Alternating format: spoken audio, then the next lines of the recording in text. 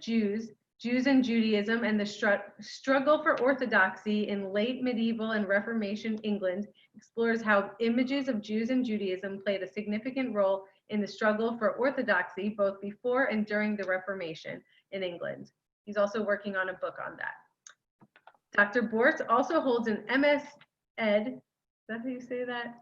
Yes, that's fine. Okay, never said that out loud. Sorry. From the University of Kentucky in higher education and a Master of Theological Studies from Vanderbilt University Divinity School. He's previously taught several courses at Belmont University and Nashville State Community College. Prior to that, Dr. Bortz served as an academic advisor at the University of Kentucky, as well as the United States Army as an air defense artillery officer in the Republic of Korea and Fort Drum, New York with the 10th Mountain Division. Today he'll be speaking on heretics, Jews, and witches. Please welcome Dr. Sean Bortz. Well, thank you, Alex. Hello, everybody. Thank you for attending this talk.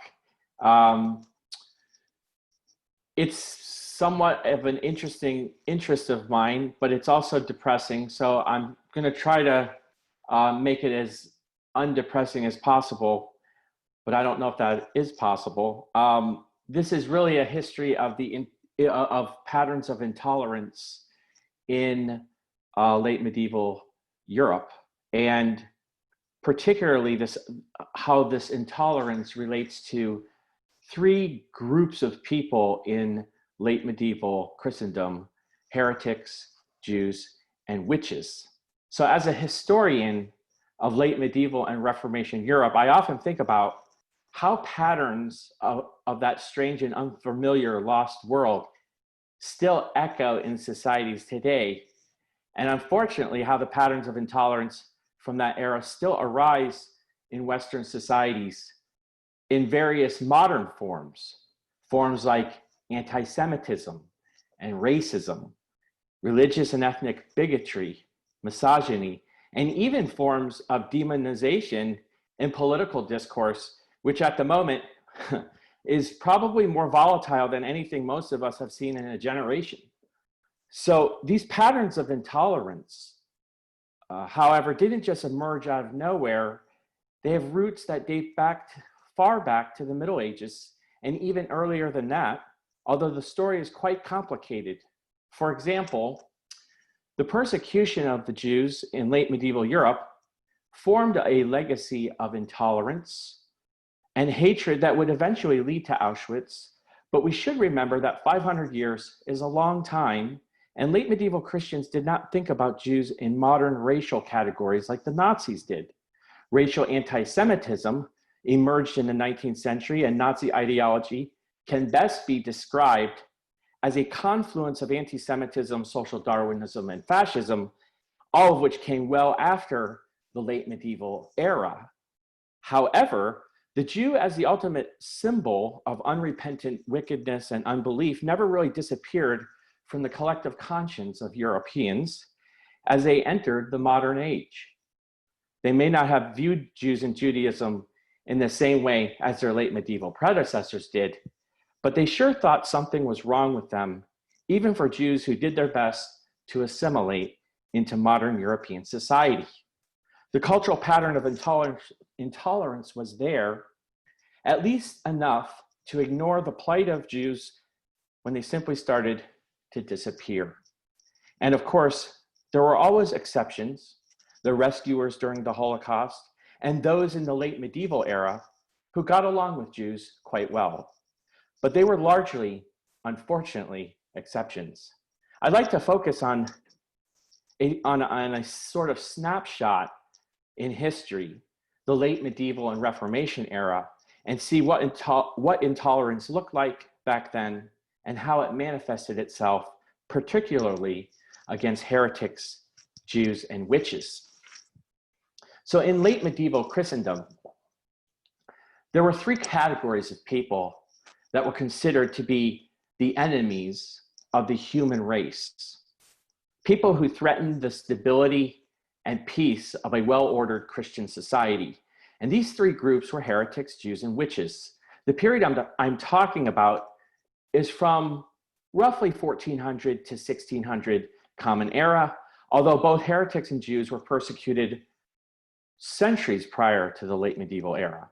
As for witches, we do not see large-scale persecution of witches until the 16th century, starting around the year 1560, although there were persecutions of witches prior to that. We should remember to start that this world, this late medieval world, was a pre-scientific world. And it was a highly religious society, and it was a volatile period in European history. There were things like the 100 Years' War, which actually lasted 116 years, but who's counting? There was internal factionalism within the Church of Rome.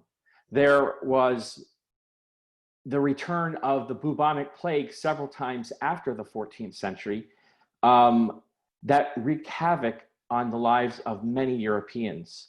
And it was a world of cosmic struggle between God and the devil.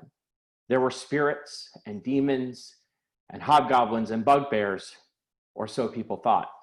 I don't like to characterize people from the late medieval period as superstitious because I think it's a bit snarky and pejorative.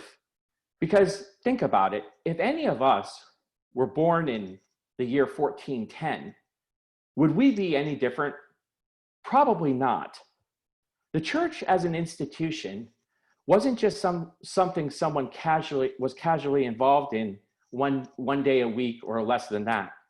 Rather, it shaped one's worldview about what was good and what was evil, what was sin and what was righteousness, what was holy and what was profane. The milestones of one's life were all intimately connected to the church, from birth to marriage to death. And the afterlife was much more of a concern to most late medieval Christians. And their religion was deeply meaningful to them. It was coherent. It was satisfying. And the church wasn't just some oppressive, punitive institution, but it was a positive force in most of the lives of late medieval Christians. It protected and preserved one's soul from eternal damnation, and nothing was more important than that. But not all were satisfied with the church. So let's talk about the first enemy of the human race, heretics. Now, heresy, or the heresy was not just a difference of opinion in the late medieval world. Heresy was a crime. It was a criminal act to believe in something that was not authorized by the church. There was an expectation of every Christian, a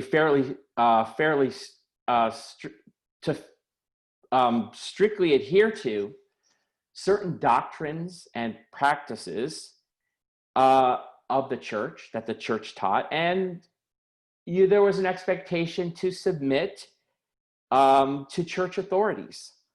There were certain doctrinal positions that the church held sacred, such as the doctrine of transubstantiation, which is a large word, but I'll explain it. It's the belief that the consecrated bread during Mass, and this is basically late medieval Catholicism, became the actual body and blood of Christ, and that was a central sacrament of late medieval Christianity. Other practices such as prayer and confession and penance were also very important to most Christians. To give you a sense of what heresy looked like and how these teachings and practices were challenged, let's turn to late medieval England and discuss religious dissidents known as the Lollards. Lollards. Lollards. Lollards rejected transubstantiation outright. They argued that prayer could be done in the field as well as a church, and that one should only confess their sins directly to God and not the priest. They also rejected the idea of pilgrimage, which was the practice of journeying to a holy site of some kind and offering prayers to a saint with the hope that the saint would intervene on one's behalf in the afterlife. The Lollards argued that pilgrimage was a waste of money, and that the money spent going on pilgrimage should be used to help the poor. The Bible in the church had one authorized version, a Latin version, and only the priesthood could read it. And translating into, let's say, English was a criminal act. The Lollards too rejected that and argued that the Bible should be translated into English. And it was the Oxford theologian John Wycliffe and his associate John Purvey in the 14th century who were the first to translate the Latin Bible into English. And the Lollards read or listened to it being read to them all throughout the 15th century. The church taught that the Pope was the vicar of Christ, the top representative of Christ on earth, but to Lollards, he was no such thing. In fact, some trial records of the period indicate that Lollards viewed him as Antichrist, a type of demonic force in the world on the side of Satan. Lollards underwent sporadic but sometimes intense periods of persecution in England throughout the 1400s and even into the 1500s. Those who were detected and accused of heresy were brought before the ecclesiastical authorities, which usually included the bishop, and they were grilled. They were examined as if it was a trial. Most Lollards, when faced with the prospect of burning at the stake, decided to recant and undergo some type of public penance so that their neighbors could see and learn from their error. It also had the effect of reinforcing the unity of the Christian community, and it also reinforced the authority of the church. The church usually had the aim, though, of restoring someone back into the fold from their wicked ways, not simply punishing them. However, those who refused to outright recant, or those who were cases of relapse, which means you've already been tried for heresy once, and this is your second offense, were unfortunately burned at the stake. Trial records reveal a lot about Lollard views, although these manuscripts were not written by the Lollards themselves, but rather one of the scribes who was at the proceedings. Many trial records indicate that they often viewed monks and other types of very religious clergy in the worst of terms. They referred to them as corrupt and adulterers and hypocrites and swindlers and even persecutors. Wealth is often condemned, and Lollards generally believe that priests who were involved in mortal sins should not carry out their duties at all as priests. Lollards emphasized piety and authenticity, and hypocrisy was probably condemned more than any other failing of their church opponents. In some cases, trial records include very odd statements, or seemingly odd statements at first glance. For example, occasionally, trial records reveal that Lollards would make associations between certain members of the clergy and images of Jews and Judaism. In one trial record from the Diocese of Norwich, dated around 1430, one of the accused called his bishop, Caiaphas, the Jewish high priest who condemned Christ to death in the Gospels. To associate one's bishop with the name of the man who condemned Christ to death was highly inflammatory. People in the 14th century knew who Caiaphas was and what he did. In that same set of trial records, we also find Lollards referring to the church not as a holy place where Christ's presence could be communed with, but instead a synagogue of all things. Some Lollard writings refer to monks and friars as Pharisees or new Pharisees, who were understood by most late medieval Christians, Lollard and non-Lollard alike, to be Jews who argued with and eventually persecuted Christ. The intersection of heresy and anti-Judaism was not necessarily unique to just the Lollards.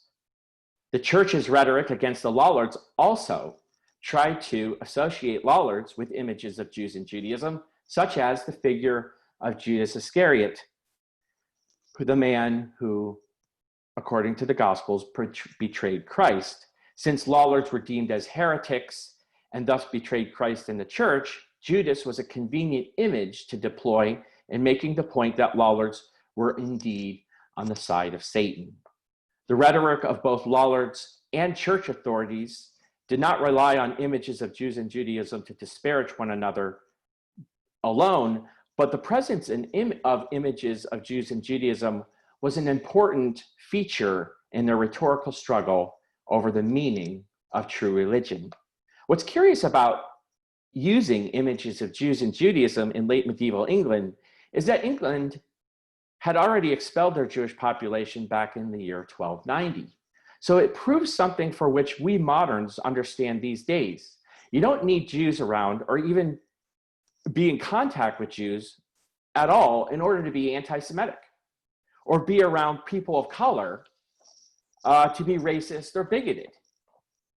I should know, however, that this does not mean that all lawlords were Jew haters or all church authorities were Jew haters.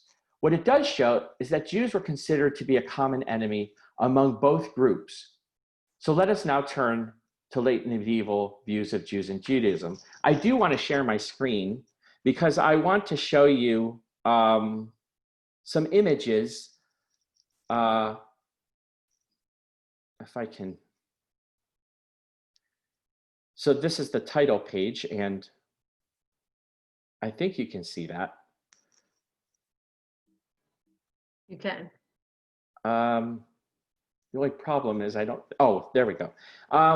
So this is Europe in 1400. There's some similarities to the modern map of Europe, but there's a lot of differences if you look closely. You have kingdoms instead of nation states here. And it's a very complicated political scene. So basically the church in Rome is the dominant form of Christianity for most of Central and Western Europe. So anything west of the Grand Duchy of Lithuania and Russia and Greece is under Catholic dominion.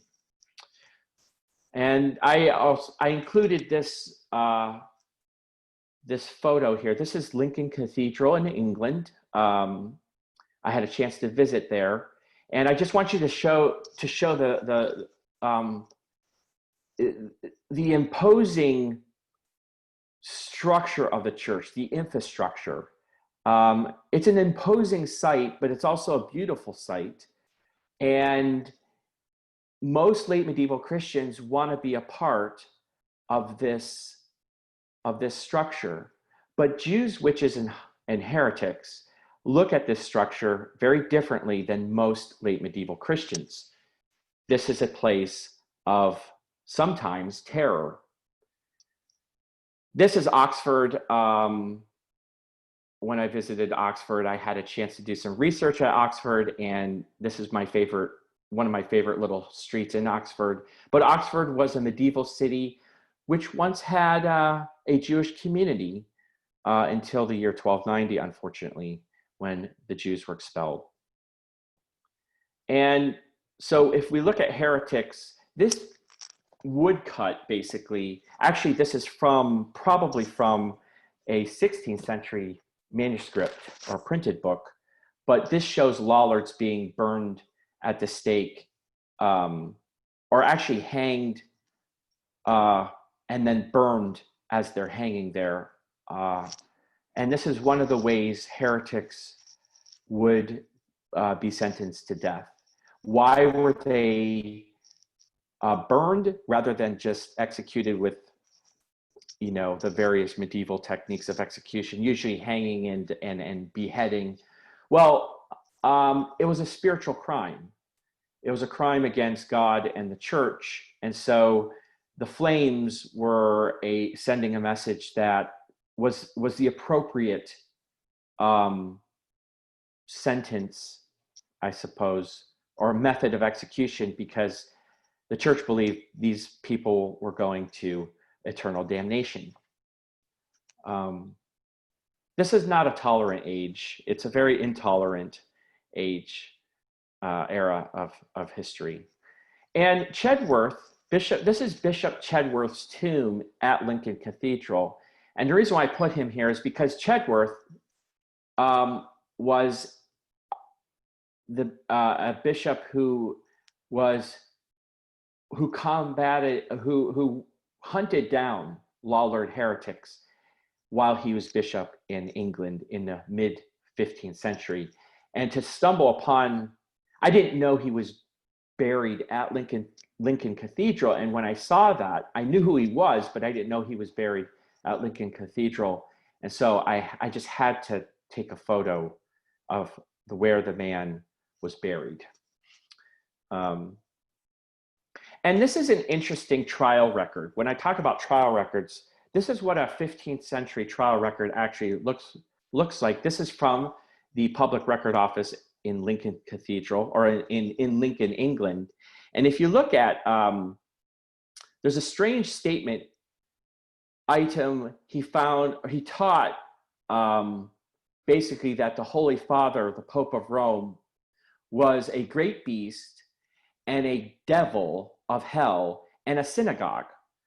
So this man is named William Aylward, and the scribe writes down that the Pope of Rome is a great beast and a great devil of hell, and also a synagogue. And I think the scribe probably meant to write, and he believes that the church is a synagogue. But you can see that there is a Lollard invective against the church there that employs images of Satan and also a Jewish image, the synagogue, because these Christians believe that God doesn't dwell in synagogues, and if the church is like a synagogue, then God doesn't dwell in the church either. So Lollards were very inflammatory. They were, by modern standards, considered fanatics. They weren't the only heretics in Europe at the time, but they were one of the major groups of heretics in Europe in the 15th century. So I'm going to unshare, stopping the share, and go to Jews and Judaism, the Jews. I'm going to offer you a paradox in a sense. This might sound a little confusing. The Jews, officially by the church doctrine, were actually a tolerated minority, at least on paper or parchment, so to speak. And while they were considered one of the enemies of the human race, they were also tolerated in a sense where witches and heretics were not tolerated. If you were a heretic, you were going to get burned at the stake. If you were a Jew, you weren't necessarily going to be killed. At least you were not supposed to be. This didn't mean that Jews were not killed. They were. But it was actually a strange thing because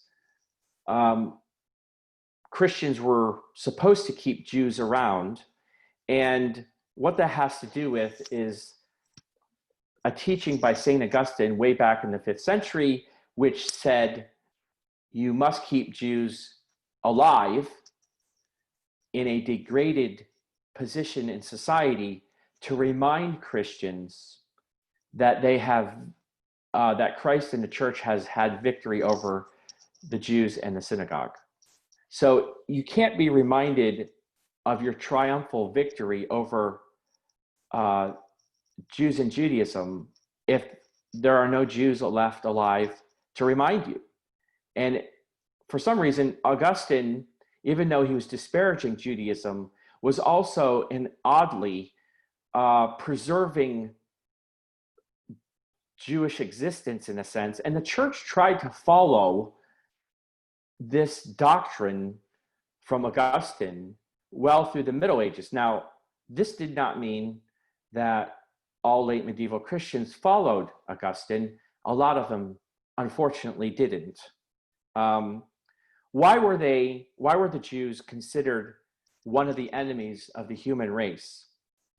Well, primarily, late medieval Christians held all Jews of all generations culpable for the crime of deicide, which is the killing of God, particularly the murder and torture of Jesus of Nazareth, who was, according to Christian belief, the Son of God and God himself, God in the flesh. So there may have been disdain for heretics and witches and Muslims and other people, other outsiders, but none of those groups were in the Christian medieval imagination, at the foot of the cross, perpetrating the crime. The Jews were. So expulsion was permitted. Forced conversion happened. It was, in Spain, it happened frequently.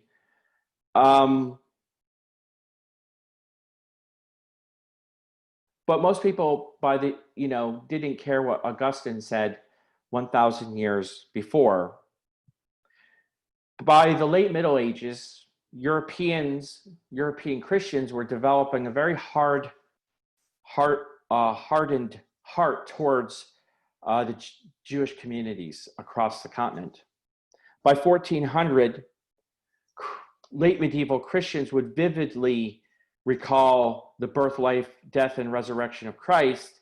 And when you're talking about Christ's suffering and death, invariably it's going to remind you of who perpetrated the torture and death of Christ, and that was the Jews.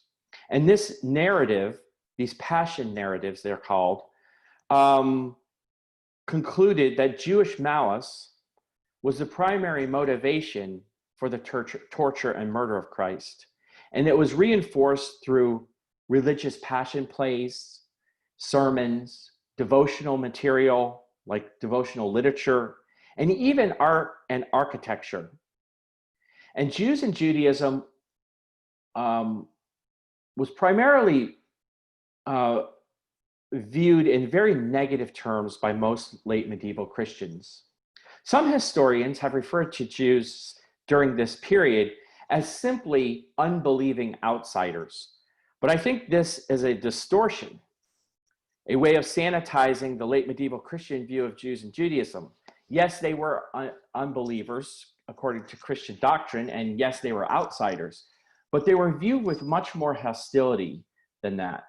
In one religious play from 15th century England, Jews are the ones who torture and pound the nails into Christ's feet, not the Romans, even though the Gospels in the New Testament identify Roman soldiers as doing this deed.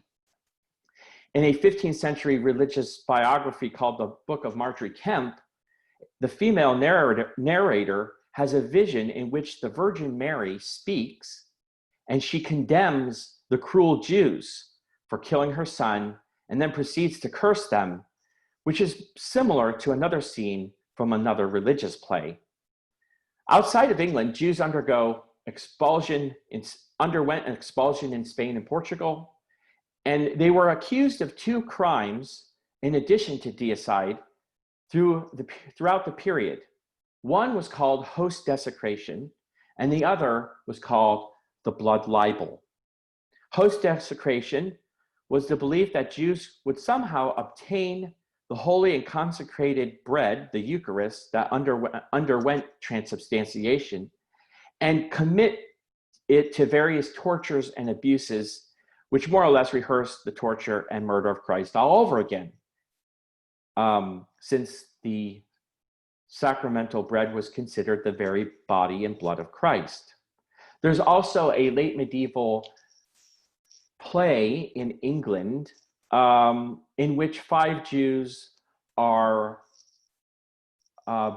obtain a consecrated host from a Christian man for an exorbitant amount of money, and then they proceed to test the bread, if you will, to see if it actually is going to bleed.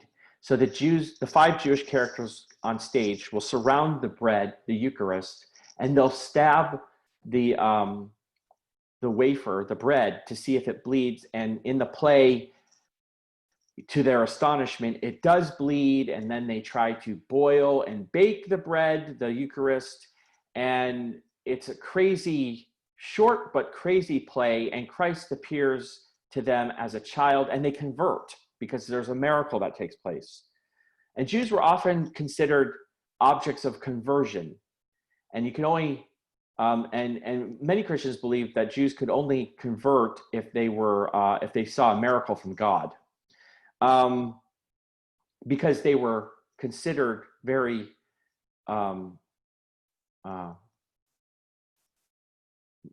obstinate. Obstinacy is a term that Christians would use often to describe Jews during this period. As for the blood libel, some Christians accused Jews of kidnapping a Christian child and draining their blood to make matzah, and Jews would go on trial for this alleged crime. Unfortunately, since torture was an accepted way to extract confessions from the accused, those who were targeted sometimes confessed to the crime in order to end their misery. In 1475, the Jewish community in the vicinity of Trent, which is a city in northern Italy, were accused of blood libel when a boy named Simon was found dead. Several Jews were executed for this crime, and the boy was canonized later as a saint. Incidentally, later during the Reformation in the 16th century, one Protestant reformer, Andreas Osiander, actually went to trials to defend Jews accused of blood libel, arguing that Jews were forbidden to consume blood, let alone human blood, because it was against the Torah, and concluded, along with all the Jews everywhere, that these accusations of blood libel were fictitious and morally reprehensible. But Osiander was, unfortunately, more of an exception. Osiander was a contemporary of Martin Luther, whose views on Jews and Judaism went through phases of typical late medieval anti-Judaism to the exceptional atypical level of toleration towards Jews in 1523, to then a reversal of that tolerance in 1538 until his death that was ghastly intolerant to the point that even his contemporaries thought he went way over the top. So I don't know if we could talk about Martin Luther maybe later, and if you want to ask a question or but anyways, despite people like Luther, blood libel charges did diminish during the Reformation era, predominantly because Europeans began to refine their legal processes. The anti-Jewish hostility did not really diminish. In terms of art and architecture, I have for you a series of images that reflect negative characterizations of Jews and Judaism. And so I want to share my screen and show you some of these images.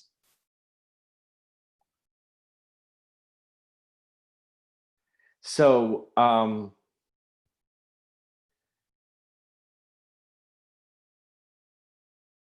the Jews section. And so this is from the medieval period, but it's more of almost like a cartoon.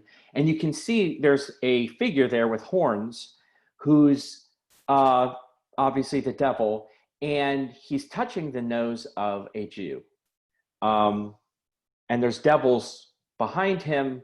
And so he's also he's touching the nose of a Jewish man and a Jewish woman, which it's not sure exactly what this means, but it seems to be there's an association with Jews and the devil. Now this is Notre Dame, the cathedral, before it was burned. And I had a chance to go there, and so I took this picture. And as you can see, this is the central front entrance to Notre Dame. And the tympanum, which is the curved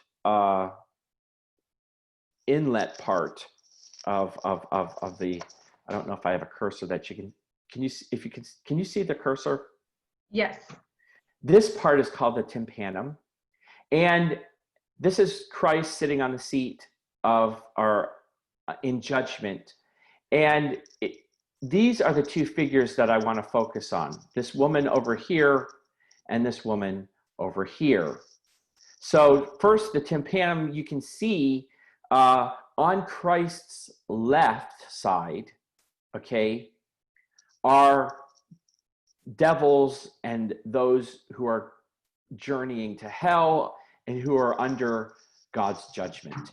And on his right, or our left, are people, the holy angels and the saints, and people who are loyal and towards God and Christ.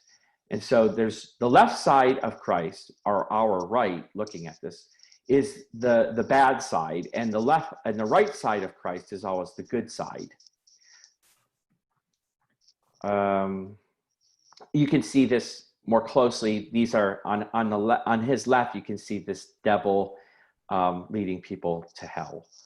So if you back up, this figure is on Christ's right side, and this is her name is Ecclesia, and Ecclesia means church in Latin. And she's holding a chalice, and she has a staff, and her crown is on her head, and she's standing up tall and erect, and she's turned towards Christ, and she's triumphant. And the other woman is named Synagoga, or in Latin for synagogue. And she's the representative of Jews and Judaism. Her crown is on the ground, her staff is broken.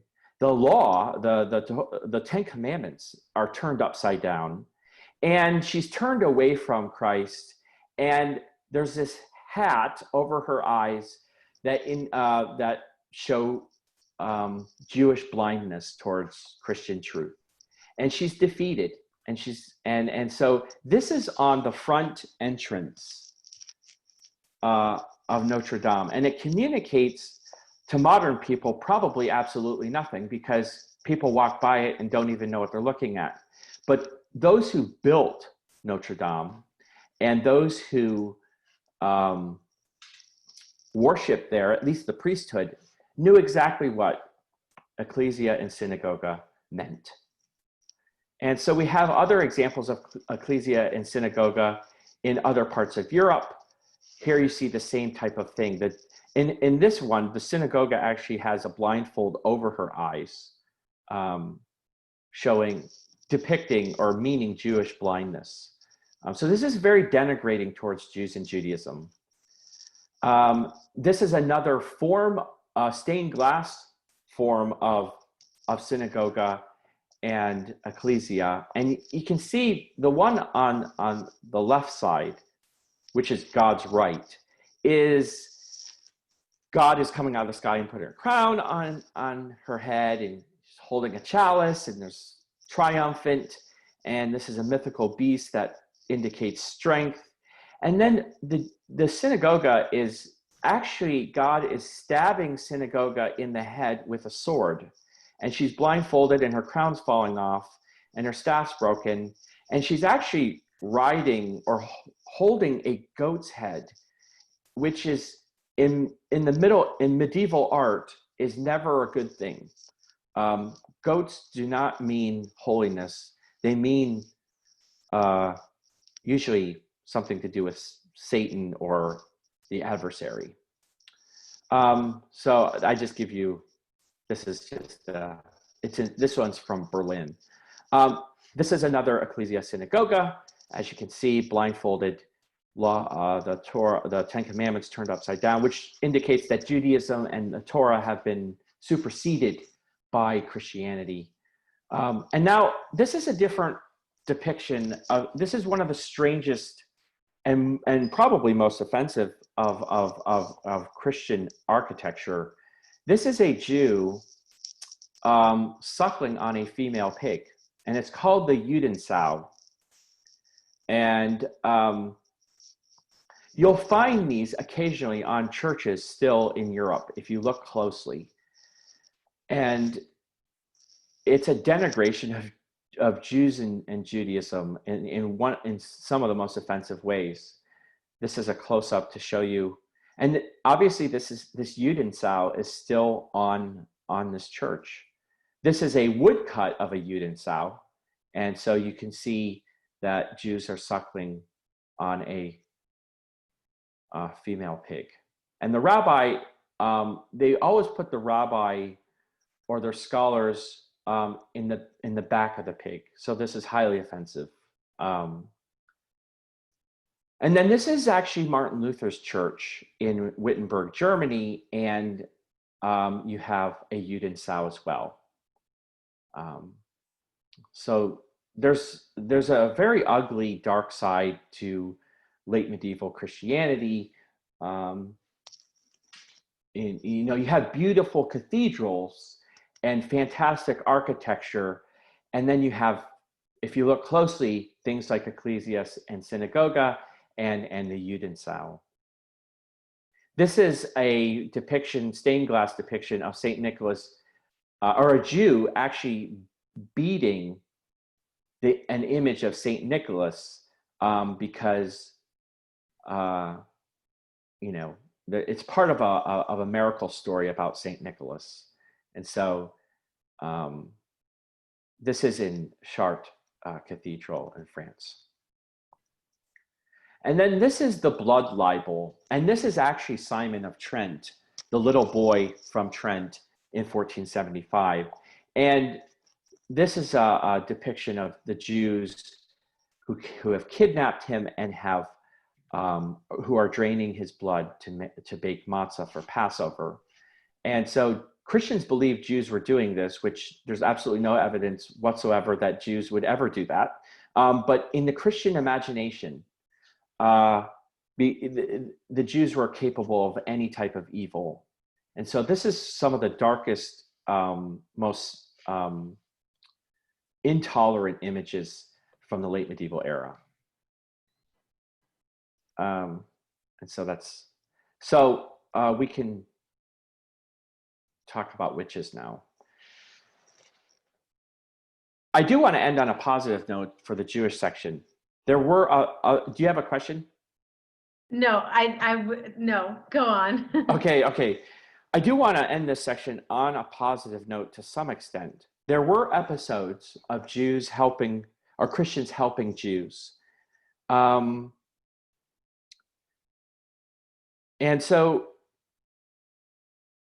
there's a story from southern France, for example, where a Jewish moneylender, and Jews were often forced to lend money because they were often not allowed to own property or make a living any other way. And the Christians who were indebted to this Jewish moneylender, the Jewish moneylender got in trouble in court, probably for something he didn't do. And the Christians who owed him money actually went to court to defend him. So there are episodes of where there is a level of tolerance or at least cordiality between congeniality between Jews and Christians. But sometimes there's also the ugliness. So there's a range of emotions, but most of them, unfortunately, are pretty negative. There's pretty negative relationship between Jews and Christians, and Jewish writers, they point out the flaws of Christians and Christianity during this time, with just as much, with a lot of polemic in defending Jews and Jewish lives and Judaism as a religion. So there's a lot of friction. It's a very tumultuous time. Let us now turn to witches as the last part. Specifically, what historians call the witch craze. Witches were considered one of the enemies of the human race for the simple reason that they were not just dissidents who fell into error, but active collaborators with Satan to destroy Christendom. I mean, that is in a nutshell what people believe witches were. In late medieval and early modern Europe, Europeans gradually became obsessed with the dangers of witchcraft and the activities of witches. And this obsession provoked violent episodes of accusation and persecution in specific areas of Europe. There are some historians who argue that the witch craze was a violent expression of late medieval and early modern patriarchy, or late medieval and early modern misogyny. And this contention, of course, has merit, since patriarchy has often expressed itself violently in history towards women. However, we must also be cautious. Misogyny existed before the witch craze, and misogyny existed after the witch craze. And so for misogyny to be viewed as the single causal explanation for the witch craze would be quite reductionist. Furthermore, 25% of those accused of witchcraft were actually men. And in one region of Eastern France, 75% of those accused of witchcraft were actually men over women. So men were accused of witchcraft too, but in smaller numbers overall. This does not mean that the violent patriarchy was not one of the underlying factors for the witch craze, since after all, most of the victims were women. But we should consider another even more significant factor. By the mid-16th century, Europeans had developed sophisticated views about demonology and were obsessed about the activity of satanic forces at work in the world. Over 100,000 people were accused of witchcraft between the years 1500 to 1700, and about half of them were burned at the stake. Some areas of Europe had very few persecutions, like in England. Over a 200-year period, 500 people were burned for witchcraft, whereas in Switzerland, in actually a shorter period, some 4,000 people were burned for witchcraft. In other parts of the Holy Roman Empire, or Germany, you had tens of thousands of people being burned as witches. So I'm going to show you a map that kind of gives you the geography of this persecution.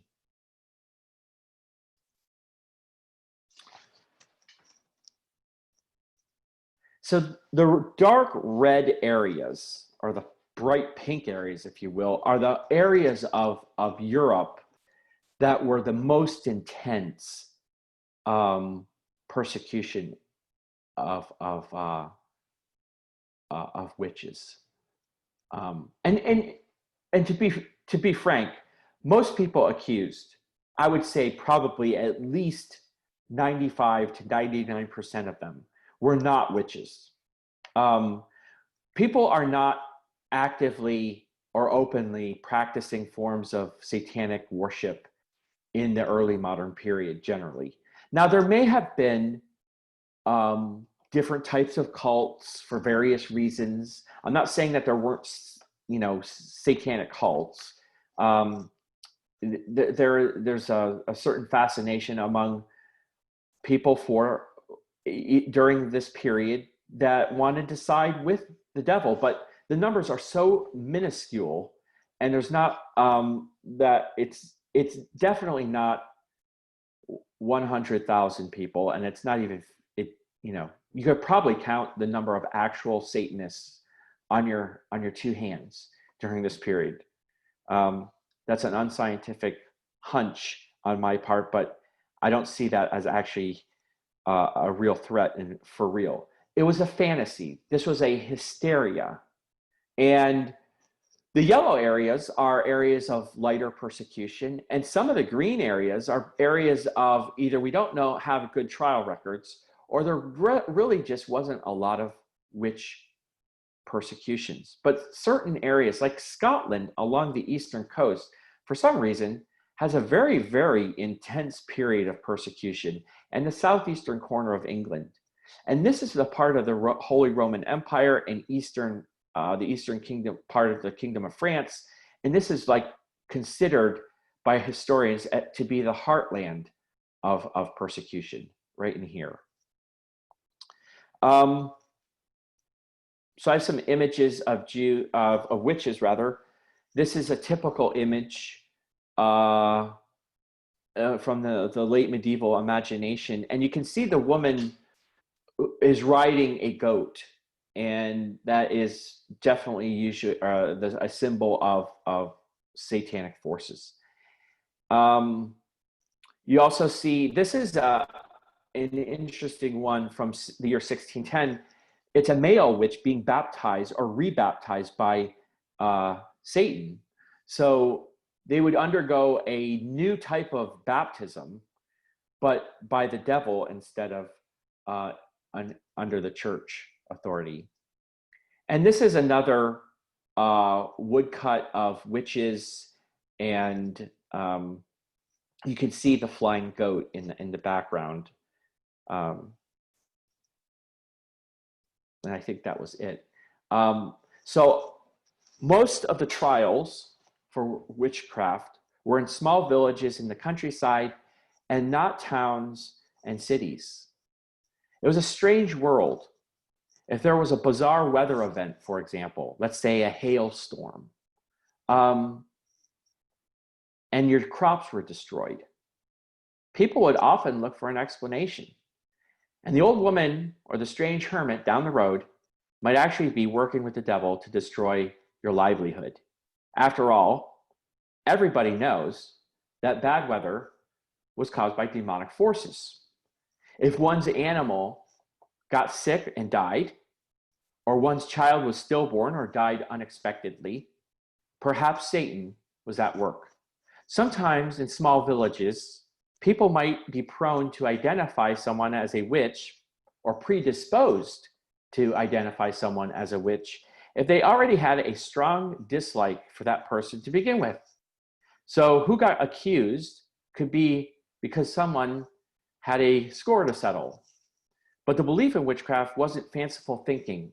It was a conspiracy theory that people had no reason not to believe. So I think I'll end it there, and I think I actually talked enough. So I don't know what questions, Alex, that you might want to ask. Well, it was all really interesting. I like how you related it to today, and you know how we can put so basically witches, people were just looking, well, I guess all of them, people were looking for someone to blame for something in their lives or in current events. The other thing that kind of stuck out to me was in the Jewish art. I don't really have a question, but I when I was in Poland at a hotel that I stayed, this tiny little hotel I stayed at, there was a picture on the wall that was clearly a Jew. And, you know, you could tell from the words, although, you know, it was in Polish, and he had a big nose and he was holding money, which you didn't really talk about because I think that was kind of a later period, right? Yeah, usually. Right. Although money lending and usury were particularly associated with Jews. And Right. So. Yeah, so it got a little awkward when I brought it up and asked what that was a picture of. Yeah, it was interesting. And you did mention Martin Luther. Was there something else that you wanted? I know there was some type of like controversy with Martin Luther with Judaism, like belief. Yes, Luther, as you may or may not know, Luther really is the architect of the Protestant Reformation. I mean, most Protestants can trace their, I guess, religious lineage back to Luther and his compatriots, his comrades in the faith. Right. And so Luther, before his really his Reformation career, was quite he was typical in his anti-Judaism. He didn't stand out as more anti-Jewish than anyone else, really. There's a lot of anti-Judaism floating around. There's a lot of interest in Hebrew among scholars. Even though they didn't like Jews, they would hang out with rabbis to learn Hebrew, which is an odd relationship, but it happened a lot. But Luther, when he became what he calls his conversion, and he discovers this new understanding of the gospel, by 1523, he writes a very tolerant treatise, which admittedly today is not necessarily tolerant because he's still calling for the conversion of Jews to Christianity. But he actually says things in there that are quite revolutionary for the time. For example, he says we should treat Jews kindly and in a brotherly fashion, but we shouldn't treat them as dogs. We should treat them as human beings. We should be gentle with them and try to win them over. And and stop the persecution. I mean, he's going on and on. And so, and then 20 years later, something flips in his head and he becomes this monster that was worse than he originally was before his Protestant career. And so he was so vitriolic later in his life against the Jews and Judaism that even other reformers thought he was over the top. And there's a number of theories on why Luther had such a change of heart towards a hardened stance towards Jews and Judaism. One is that he was old, and old age, he was very cranky, which I think is ridiculous because, you know, what he's writing is not a product of old age. Another one is that he thinks the world's coming to an end, and that the Jews are somehow involved in this worldwide conspiracy with the Ottoman Empire and the Pope. And like there's the three branches of Antichrist, and everything's going to come down to this great cosmic battle, and the Jews therefore need to suffer. The only problem with that theory is I don't find that actually in his writings that much. He's talking about pragmatic things like, this is how you should treat Jews. This is the policy. You should burn down their synagogues. You should, threaten. You should confiscate the Talmud. I mean, these are very pragmatic things. And if the end of the world's coming, why does he even care? So that theory doesn't really hold water either. Another one is that he's sick. He's insane. He goes crazy. But the problem with that theory is that these are not the writings of a madman. They're very coherent and very vitriolic, and doesn't strike me as something mad. And he's writing against Catholics with similar types of invective right around the same time period.